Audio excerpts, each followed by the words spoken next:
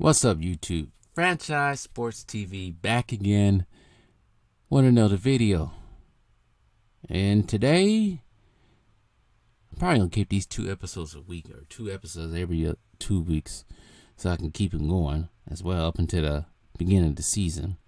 But today is another episode of Top 5 Players of All Time on all 30 teams, including the best player. So, to recount who I did so far, and not in any order, I have done recently the Spurs, Denver Nuggets, Miami Heat, Los Angeles Lakers, Phoenix Suns, and Milwaukee Bucks. So far. So the series, I'll just pick out the top 5 players who ever played for that team. This time it will be the Charlotte Hornets. The team originated in the late 80s. And this one was kind of harder than I thought it would be. Because for one, I thought seriously Chris Paul was part of the Charlotte Hornets all-time roster. But he is not actually. I don't know why I thought he would be part of the Charlotte Hornets. Even though he was drafted by the Hornets when they was in New Orleans. But I guess all the New Orleans Hornets records and history dates back to when they was in New Orleans. It doesn't date back to when it was Hornets. So I don't know why I didn't know that at first. So weird. But this one's a little bit harder to come up with. But these are all my own opinion as well. I put these players on here due to their influence on the team and what they have done for the team, and also individually as well. And shockingly, the Charlotte Hornets, I think they only had one number retire. I think that's Bobby Fields. What was Bobby? Was he a forward? I think he was a forward that let's see here. I think he passed away in 1998 or not. Let me see here, just to make sure. Right quick. But as I look for that, I'm also on Rumble as FSTV22, so check me out on Rumble as well. Yeah, it was Bobby Fields. He died in 2000 car accident. So that's the only number that got retired so far, and he was a guard, not a forward. I remember when that happened. 9 years old when that happened. But yeah, cut down his prime. But yeah, let's get to it. So like I said, this one was a little bit harder than I thought. As we all know, the Charlotte Hornets only been around since 1988 to 2000. Then they became the Charlotte Bobcats from 2014 becoming the Hornets once again. Which is so weird to me. But Chris Paul is not on the all-time list. Because the Hornets, they was the New Orleans Hornets up until 2014, I think it was. Before they came, no, was it 2012? Let's see here. Before I get in. I can't believe that.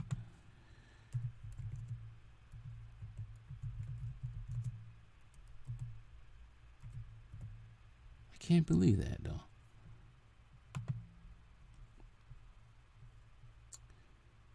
I look at the New Orleans Pelicans all-time roster. It is not very long at all. Not at all.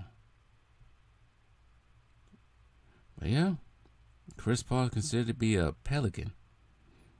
Part of the Pelicans book. But anyways, enough about that.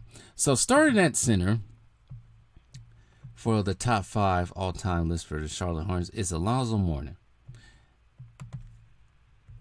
I was trying to figure out who was the best center who ever played for the Charlotte Hornets, because Charlotte Hornets do have a very short, not so long history. It's only been at least since 1988, and they're part of that expansion team during that time. But I had to pick Alonzo Mourning. He was a player from the Charlotte Hornets from 1992 to 1995 before he went to the Miami Heat in 95. But he was an NBA. I can't even say he was an NBA champion. He was not an NBA champion with the Hornets. He was an NBA champion with the Heat. But from 94 to 90, 96, I believe. He was an all-star for the Charlotte Hornets. Most of his, damn, most of his accomplishments came later in his career after he left the Hornets, which is wild to me. But in the end, he averaged 17 points a game, 8 rebounds and 2 blocks, and he is in the Basketball Hall of Fame. So he is at center in his short time in Charlotte. At power forward, I had to put Larry Johnson. The thing about the Charlotte Hornets, most of their top players or famous players only played for the team very little time before they got shipped off to somewhere else. But Larry Johnson, the 6'7" guard from UNLV, was drafted 91. He was the first overall pick in 91 by the Charlotte Hornets. But I could say, if you think about the Charlotte Hornets as well, you think that pinstripe jersey, you think Larry Johnson, or even Baron Davis, you're a little bit younger, like my age. But Larry Johnson was a 2-time All-Star for the Charlotte Hornets. He was part of the NBA's second team, which was rookie year for them. And he was an NBA rookie first team as well. He only played for the Hornets from 91 to 96 before going to the Knicks. And he became legend. You could say he became another legendary player on that team. But during his career, he averaged 16.2 points per game, 7 rebounds, and 3 assists. He is not in the Hall of Fame, but he is in the College Basketball Hall of Fame as well. I don't want to count up his college, but he was big time in college, no doubt. Won a championship with the UNLV Running Rebels in 90, I think it was. Was it 90? Shoot, was it 90?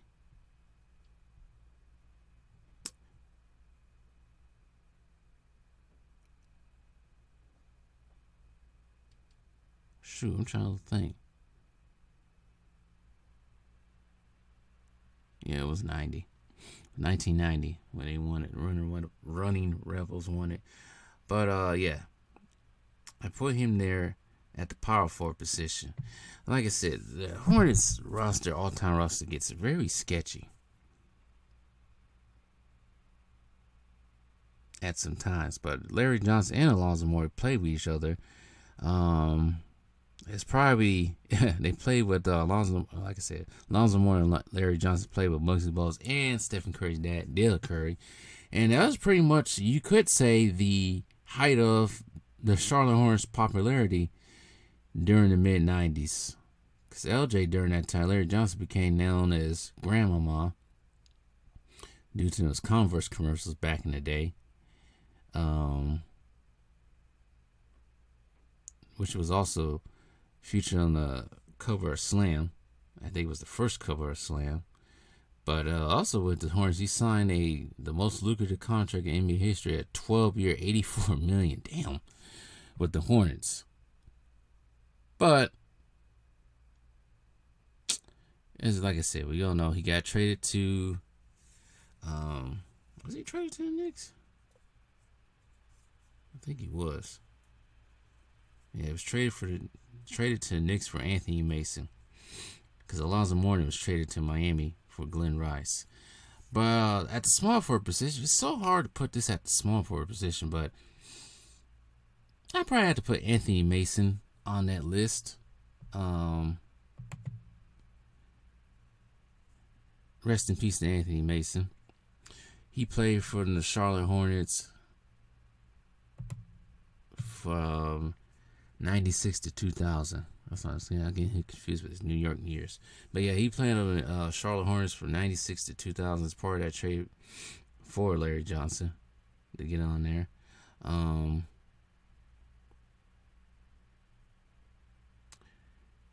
He pretty much played power forward, small forward, but he was a bruiser and he did not play at all. I remember when he was on the Bucks. Then he spent the last 2 years with the Bucks, and then he became All-Star with Miami. But yeah, he did not play. He was tough, one of those tough guys I can remember. He only averaged 10 points, 8 rebounds, and 3 assists. So I have him at the small forward position. Man, I'm just thinking about the flashbacks when he was on Milwaukee. He's big. He can possibly be a triple-double machine as well. I think he had a career high of 31 points, 14 rebounds, 11 assists. So he wasn't no joke. At the shooting guard position for the Hornets, this is when it gets real murky. But Jamal Mashburn, even you remember Jamal Mashburn. He played, what years did he play for the Charlotte? He played for the Charlotte Hornets actually in the early 2000s. So they separate him. He was also went to the Hornets when they went to New Orleans too, but he played for the Hornets. This is so confusing how they just decided to separate that with the Pelicans and the Hornets. But according to history, the history books, he played for the Charlotte Hornets from 2000 to 2002. Originally, he was drafted by the Dallas Mavericks in '93. He was part of that it was a Jason Kidd, Jim Jackson team in Dallas too, as well. That didn't end well because he's beefing over women. But when he was on the Charlotte Hornets, actually before he went to Charlotte, he went to Miami. I think he was traded for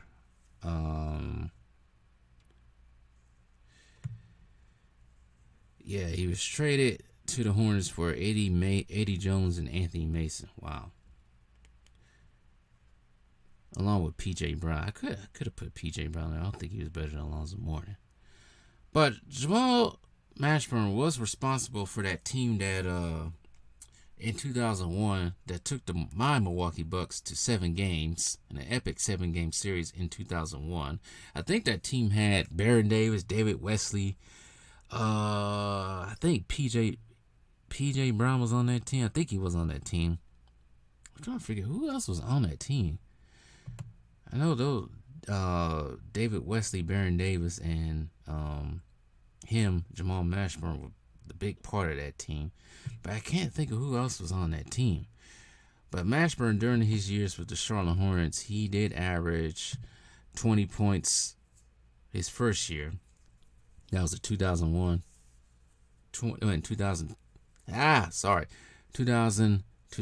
season. And then the second year, he averaged 21 again. No, 21.5. Trying to do this late. But he got one All-Star. That's when he was on the New Orleans Hornets. This is so freaking confusing. But anyways, for that playoffs, I think he averaged,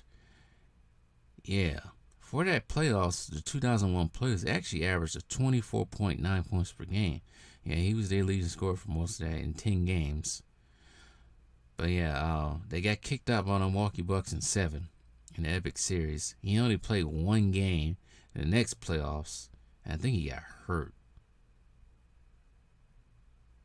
I think he might have got hurt. Yeah, he was injury plagued that season, that 2001-2002 season. But I had to put Jamal Mashburn at shooting guard. But at the point guard position, I put Baron Davis. The younger kids might know Baron Davis, maybe on Golden State. But Baron Davis was a beast when he was on the Charlotte Hornets. He was the 1999's first-round third overall pick by the Charlotte Hornets. He played from the Charlotte Hornets from 1999 to 2002. He also did play for the New Orleans Hornets from 2002 to 2005. Baron Davis, we all know, probably had one of the best handles that ever graced the court. Man, he was quick too, fast too. Get to the basket when he was younger, as I remember. He was actually great. I think most of his career was actually great watching him play because he just had so many moves and ways to get to the basket. Unfortunately, his career ended in the NBA abruptly with that, I think it was a knee patella injury when he was on the Knicks in 2012. But How many points did he average when he was on Charlotte? For most of his time in Charlotte, for his rookie year, not so much. He only averaged 5.9. But as he continued to progress in his NBA career, I think he was for most of his Charlotte, I'm just gonna count the Charlotte Hornets part. His last year in Charlotte, he averaged 18.1. The year when he went to the semifinals against the Bucks, he was 13.8. But yeah, he progressively got better when he was on the New Orleans Hornets, and everybody knows him for, like I said, for his Golden State years as well. That 2001 playoffs, he averaged 17.8, 5 assists, 2 steals, 4 rebounds. And the next playoffs, he averaged 22.6, got even better. I think he had to take more of a scorer load because Jamal Mashburn did get hurt. He averaged, like I said, 22.6, 7 rebounds, and 3 steals. But, and also he was a 2-time All-Star as well with them. Well, I don't know how to count that anymore. But anyways, that's rounding out the top 5. Now, the best player who ever played for the Charlotte Hornets. That's is where it gets difficult.